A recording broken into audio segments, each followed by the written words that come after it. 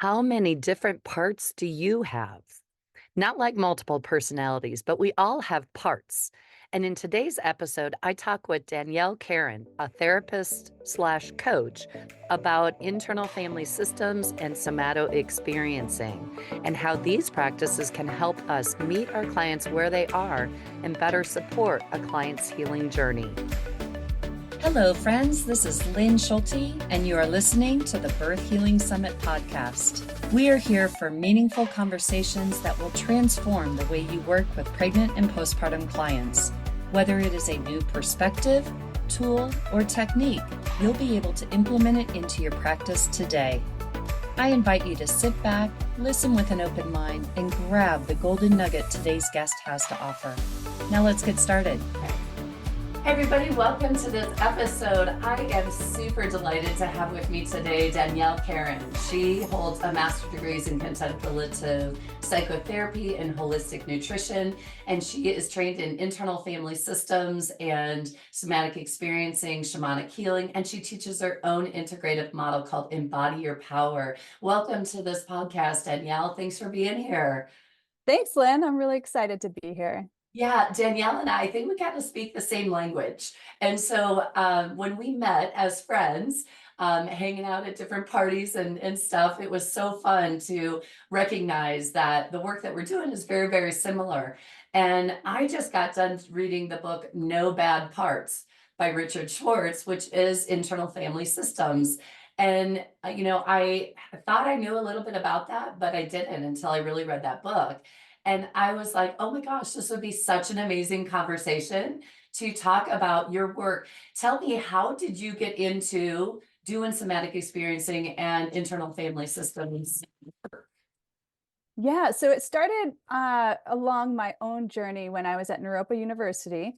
Uh-huh. They had, as part of our curriculum, to go up to the mountains for 1 month and meditate. And Wow. so I was up there meditating all day long for the first time, Lynn, like Wow. 8 hours a day, sometimes full days in silence. And what happened at the end of that meditation retreat was I started to have trauma symptoms just erupt in my body. And it was a definition of trauma is too much, too fast. And I believe that's what happened with the meditation, even though it's a positive thing, too Yeah. much, too fast for my body to integrate without having all these symptoms come up. So for example, like I couldn't sleep. I had this like hypervigilance, sweating a lot. And so I sought out some kind of therapy, and I was looking around, and what was presented to me was the somatic experiencing work. So I started as a client, and I got to see how powerful it was. It really helped dissolve all those symptoms that I had. And so then I went and studied it because I was very impressed with the model. Okay, cool. Yeah. Yeah, well, Yeah. that makes sense. After reading that book, he talks about how meditation can be a spiritual bypass for our different parts that are trying to protect us, right? So can we That's dive such a a good little point. bit into the internal family systems and kind of explain that a little bit to everybody listening in? Sure. Yeah, and so internal family systems was a modality that I got introduced to a little bit later after the somatic experiencing work. And then I found the two, when combined, are extremely powerful and thorough at helping people heal from any kind of trauma. And so the way that I like to describe the IFS model is that I like to draw it out for people as well. And I describe the core self as the sun. I draw that in the middle of the paper. It's always available, it's always shining. And when we're accessing our core self, we're innately in the present moment. We're Mm, also innately regulated in our body. We're feeling at home in our body. yeah. It's also a place of unshakable resilience. For me, I see it as a place that's fearless in the face of our parts, fears, and pain. Uh, Uh, yeah. and so we ultimately want to live there as much as we can, and it's a practice. Yeah. And then we have the two main parts that get in our way of accessing that. So the one is called an exile, and I draw that as a little stick figure in a bubble. It's in a bubble because it's stuck in time. So it's a part of us that we exile, and it gets stuck in time, reliving pain, trauma, or vulnerability. and we all have exiles. So whenever we have an exile, the other part is called a protector part. And I draw that as a cloud because when it's Yeah. present, it's clouding out our sun. Yeah. And these are all of our like coping mechanisms, our defense mechanisms. So things like anxiety, depression, anger, caretaking, perfectionism, addictions, all of those are examples of those protector parts. And those protector parts have a positive intention to help us or protect us at all times. And so they want to be seen and recognized for that positive intention. But sometimes we don't actually see that they have a positive intention because the way they go about it actually isn't helpful in our lives. So often we're more recognizing how they're going about it, and then we can develop other parts that criticize that part or hate it or want it to go away. So that then leads to like an inner war between our parts. Mm, So yes. we come back to our core self. All the work centers around our core self and accessing that first, and then working with the protectors and working with the exiled parts. Yeah. Um, That was just such an eye-opening way of looking at things for me reading that book because, all these parts that you just talked about, they're trying to protect us. They're trying to do something good, but the way they go about it it doesn't always look good because it can be really challenging, some of the things that we do, but we're doing it to try to protect things. So what I loved about the book is the ability for those parts. He just makes it so simplistic to give space to once we recognize the parts, to have them just kind of step aside for a bit and create space so that that true self can really come forward and guide us and yes, guide in the healing because like you said it's all knowing always present it knows what it needs it but does. these parts are kind of like you said clouding it over. I love those analogies, Danielle. The sun is our true self, the parts are the clouds, and the exiles are in these little bubbles. Hmm. Okay. So Yeah. so cool. What do you think is how do we get to know our parts? Yeah. So depending on what somebody wants to work on, I help them identify the parts. And so sometimes we'll even map out a whole thing of parts. Let's say somebody has an issue around one thing or another, there might be many parts. And so we'll identify one. And if you want to pick one, Lynn, if you have an example, we can work with that. But yeah, let's say somebody has an anxious part. Okay, yeah. So then what I do is help them identify it and, like you said, separate from it. Mhm. One way that I do, there's numerous ways. And so we generally want to find the way that works for that person. But one way that I suggest is to see this part as a younger version of themselves for a few reasons. One is sometimes these parts often originate when we're younger Mhm. and they just evolve over time. Or another good reason for that is that when we can see it as a younger part, we actually have more distance from it. Like we can have more compassion, more clarity, and it helps us access that core self and the qualities there. Yeah. And so I might have them imagine this younger part that's anxious, walking into the room with them and coming up to them to tell them about the anxiety, for example. Okay. Yeah. Well, Yeah, that's important because the thing that we need to remember is and what I loved about reading his book is that without knowing him, it's exactly how I work with clients. Yeah, right. right. Yes, it's a very natural process. Yeah. Yeah, And it's just using curiosity and not blaming or not judging anything because I always say there's a reason exactly. we do what we do. And we should Yes. be so hard on ourselves because once we understand why we do what we do, it all makes sense. Right. Coming from that place of wisdom, there's wisdom within us. And Yes, let's get to know what that wisdom is. absolutely. And Yeah, this idea that, we shouldn't judge ourselves. However, yet that's a part of us, right? It could be a judger. or trying to, if we judge, if we're getting too big, that judger is going to put us down or try to put us in our place to keep us from being too big, right? Right. Yeah. Right. Yeah. Yeah. And so I love how it puts a whole new spin on this idea of addictions. A lot of people, and boy, in our world, we all love to zone out and check out in many different ways. But the addiction, he doesn't put so much emphasis on the actual addiction itself, Right. right? Right. Because the addiction is just the effect of the parts trying to protect. So Yes. we And so, don't, go ahead. yeah, so many people find a lot of self-compassion once they realize I am not this, it's a part of me. And Yeah, then they can start to separate that out and interact with it as a part.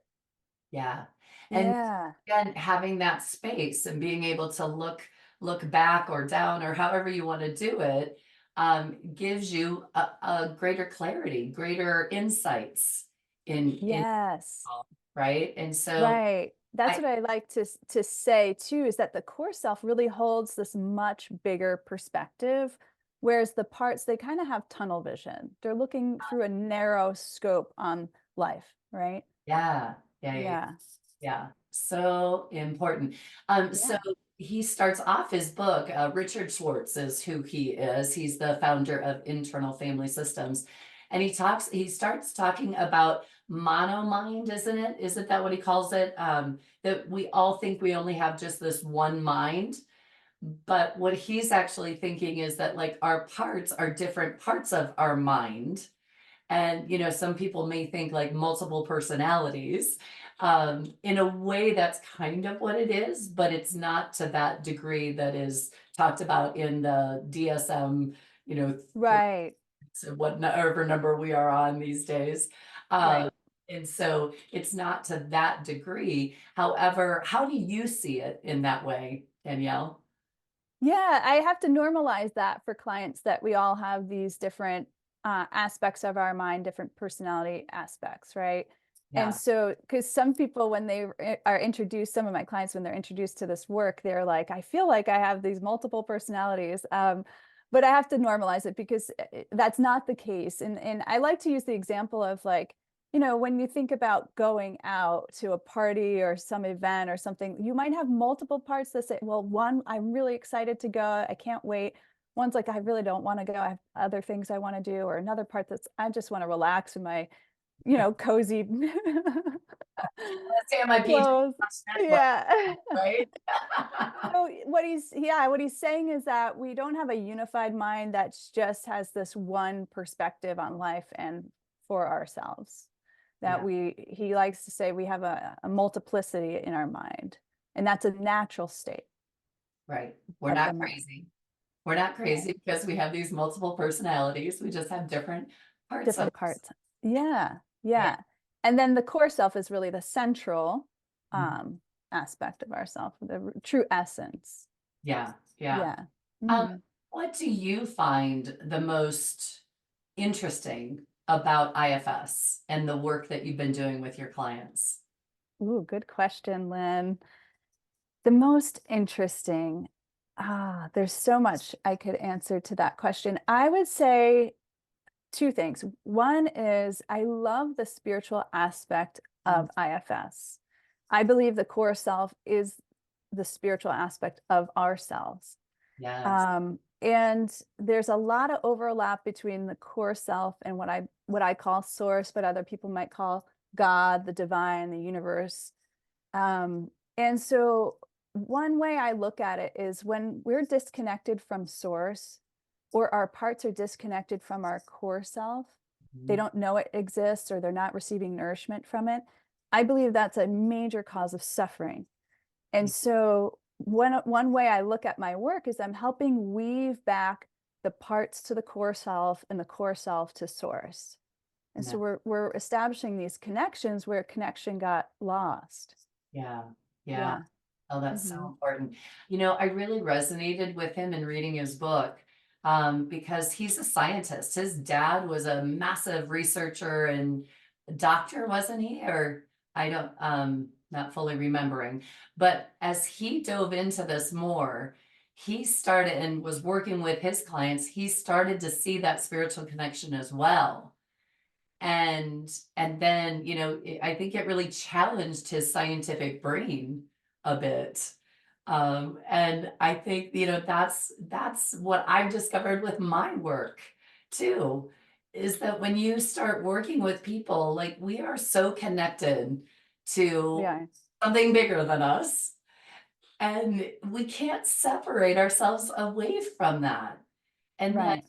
true healing comes from us recognizing and having a greater connection to whatever you want to call it. Exactly. Yeah. Yeah. And this work really helps people with that process. Well, I love the simplicity of it. I do too. Yeah. And it's in a language that a lot of people can relate to. It Yes. doesn't turn away a lot of people or turn them off from the languaging. Yeah. So can we talk a little bit more about exiles and Sure. how would you define an exile in your work? Yeah. And exile is carrying pain, like pure pain. Often it's emotional pain. So things like loneliness, rejection, abandonment, shame, Yeah. sadness. And that's the way we can distinguish it from the protectors. The protectors have an agenda and they're trying to protect from that pain. The exiles carry the pure pain of an experience in the past or a perceived experience of pain. And so we want to go and help them release that pain and move through time so that they're no longer stuck reliving the pain from the past. Yeah. So the exiles, so in your way of looking at the exiles are the ones that are stuck in that moment in time. Yes. Protectors are not stuck in time then? They are stuck in time often, Okay. operating from a lens of the past. Yeah. Yeah. Okay. Uh-huh. All right. It's so, all right, where do we want to go next? Okay, so is there anything else that you would like to share about IFS? Before then, I'd like to actually maybe tap into a little bit about somatic experiencing too, because I think there's such a Great. blend. They are. Yeah.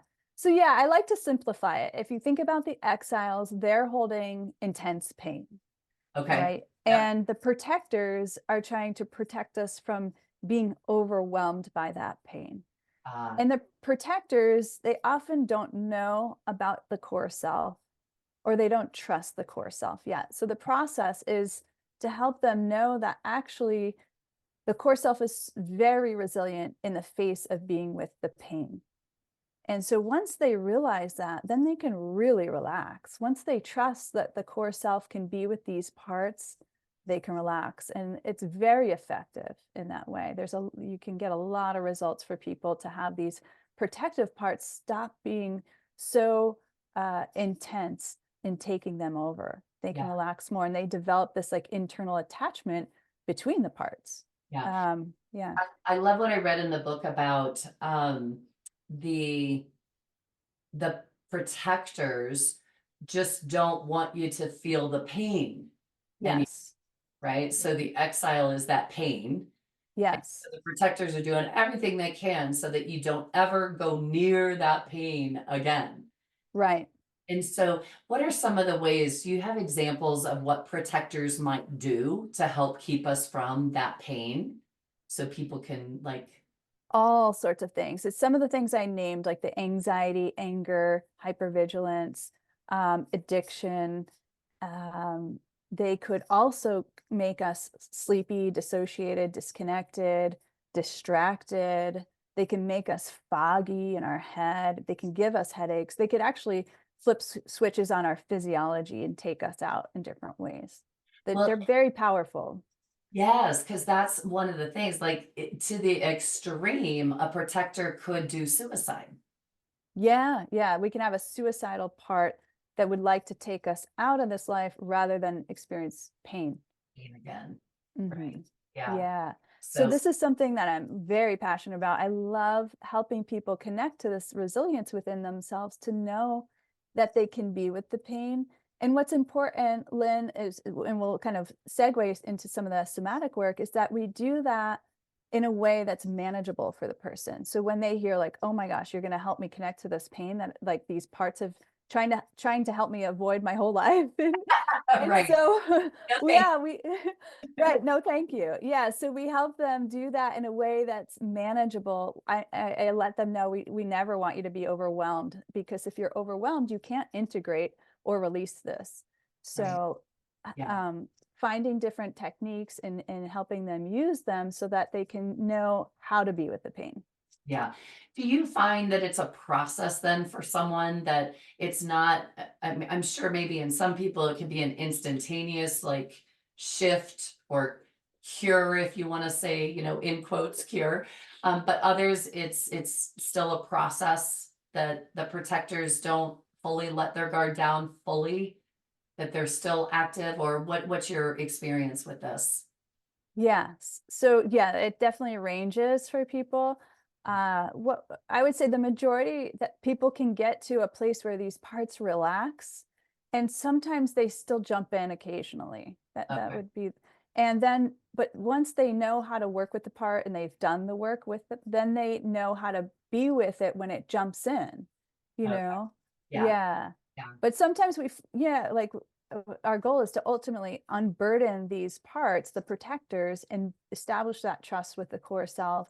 And what's really interesting, Lynn, is that these parts are so loyal. They really want to be helpful. And so sometimes they have a really hard time with giving up the role. Like they feel like, oh my gosh, I'm not needed anymore. I don't like this. So they want to come up with a new role. And then we help them come up with a new role that's more supportive to the core self. Okay, all right. I love Yeah. that. It just makes so much sense, everybody. And so I highly recommend the book No Bad Parts, and just reading it, because it's a quick, easy read.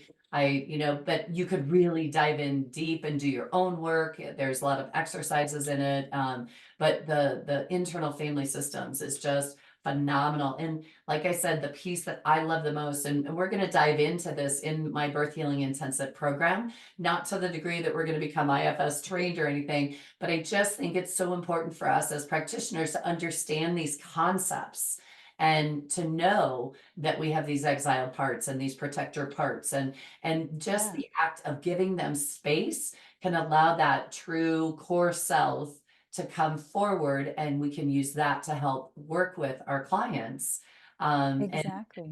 then, we definitely need to know, like, connecting in with people like Danielle who are trained in IFS, and who could dive in and do that deeper work with the exiles, and that is super, super important. And so part of that, part of doing the IFS, and what I again love about it, is he really goes into like how you find your parts is through your sensations in your Right. body, Yeah. and connecting into your body, which is very similar to somatic experiencing, right?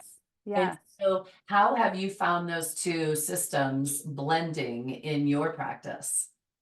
Yeah. So, with the somatic experiencing, I'll give you a little rundown or brief introduction to that, which is it's a 3-year training helping people heal from all types of trauma, with the understanding that trauma is in the nervous system. So, how do we help people connect to their body so that the nervous system can have the space to do what it naturally wants to do, which is to move that through to completion? But what happens with when we experience trauma is that we disconnect from our body. And that then creates the symptoms that get stuck. They're not allowed to move through to completion when we disconnect. So, a big part of the somatic experiencing work is bringing our awareness to our body and starting to understand what am I experiencing? What am I feeling? What are the sensations? And then we get to see that things are starting to want to move, and we bring in the right conditions for it to move through to completion. Okay. And then the other piece of that is learning tools and techniques to regulate our nervous system with our own awareness Yeah. so that we're not dependent on things outside of ourselves. Okay. So you said something, Danielle, there that I just did a podcast a little bit ago about the trauma being held in the nervous system. And while I totally agree with that, I also find that the trauma is held at that local tissue level as well. I loved that podcast. I agree. Okay, good. Yes. Because I feel like am I the only one talking about this here? Because every all of my colleagues are like, oh, it's all in the nervous system. It's all in the nervous system, and I'm like, it's not though. I mean, yes, it is, and it's Yeah. held at that local tissue level. So tell me more. How do you agree with that? Well, I think that trauma, well, actually, let me back up. I think that we're multidimensional beings and everything is connected. I also think trauma is in our energy field Yes, before it hits the physiology sometimes, right? yes, So I don't think we can just say it's here. We just have to start to expand our view and our perspective. And then we can start to understand that we can treat it from various aspects, right? yes, yeah, So there's it completely makes sense that trauma is in the cellular aspect of ourselves. yes. So I really liked how you were bringing that forward.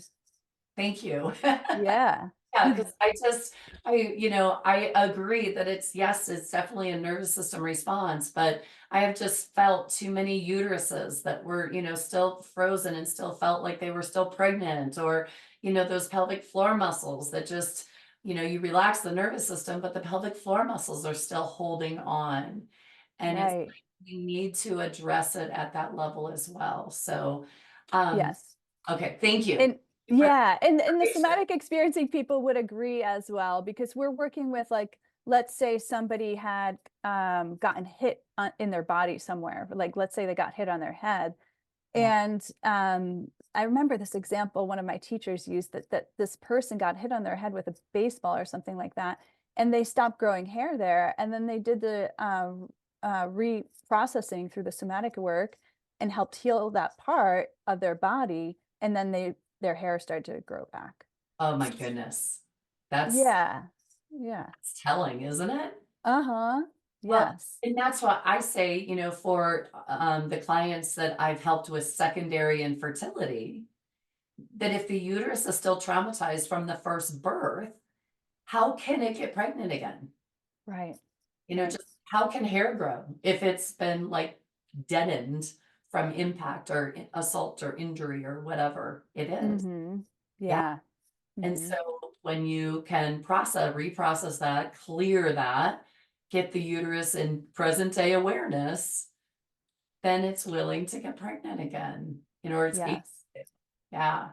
Okay. So tell us more about somatic experiencing real quick in like 5 minutes, Danielle. Okay. I think we're going to need to do a part two. Let's do, yeah. So another thing that we use a lot in somatic experiencing is called corrective experiences. So let's say somebody did have some kind of sexual trauma, right? Uh-huh. Then what we're wanting to do is help them tap into what's happening in your body as you just start to remember some of that experience. And as a side note, some people may not remember, and there's another way to access that. But as we start to remember, we're going to start to feel things in our body. And I'm looking for what needed to happen that didn't get to happen. Yeah. And we're going to help them connect to what is it that you would have wanted to happen that didn't get to happen. And how we do that, there's multiple ways. One of the ways that I really like is visualizing themselves on a movie screen. And we call in all the resources into the event that they needed or wanted that they didn't have, right? Yeah. And so let's say they wanted to protect themselves in some way. And we usually don't complete a fight or flight response because we didn't feel safe enough to do it. Mhm. And so we want to bring in the resources that would have made us feel safe enough to have our physiology do the thing that would have felt empowering. And so sometimes we can make the perpetrator smaller, we can make ourselves bigger, we Yes. can bring in supportive people, uh, anything. So I'm really asking them, like, what would you have wanted if you could have had anything real or imaginary? And so what we know from neuroscience, right, is that our brain doesn't care. if that experience that we're imagining is real or imaginary, as long as we bring enough mindfulness to the experience and we're connected to our body, our brain is going to perceive that as if it's really happening. So therefore, we can really update our whole nervous system with a new experience. And what's great about that is that the nervous system, the brain, it prefers the empowered experience. Nice.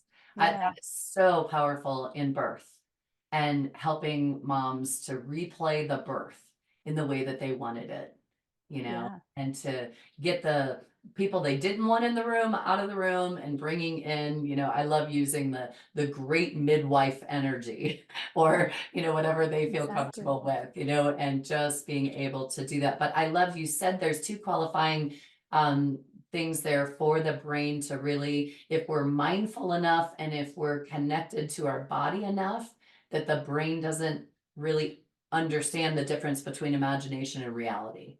Correct? Right. Right. So yeah, something we like to do is bring in all the senses. And then when we're replaying an experience, let's say I'm defending myself, I'm going to play on the movie screen really slowly. So I'm going to hit slow motion because our body operates much slower than our brain, right? So Yeah. we're going to give our body enough time to really feel into the visualization. And Mm, then we're going to check in with the body because it's giving us the feedback. Is it integrating this experience or not? yeah. And what are people noticing when it is integrating versus when it's not? Yeah. Mm. So yeah, for example, if they wanted to fight back and defend themselves, they're going to start off that experience feeling that heightened activation in their body, maybe some muscle tension, some heart racing, some sweating. It could be more subtle than that. And then once they are able to go through these motions of completing a successful defensive response, you can sense this like relief in the body. They start to feel a sense of relaxation, a release of this energy, and more of an inner peace. And Yeah. so oftentimes people are very surprised that they're like, wow, I feel really relaxed now. Yeah. Yeah. Lighter is a word that I hear a lot.